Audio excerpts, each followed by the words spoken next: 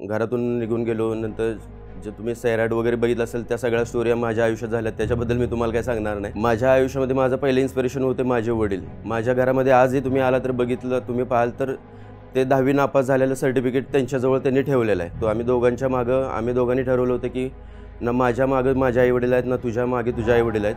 तर आम्ही दोघांनी डिसिजन केला की आम्ही इथून कुठेतरी निघून जाऊ.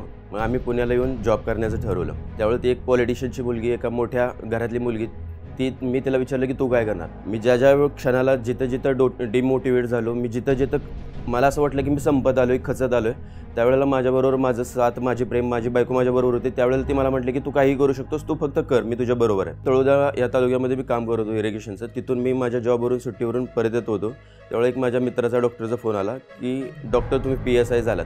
मी त्यावेळेला बसमध्ये होतो.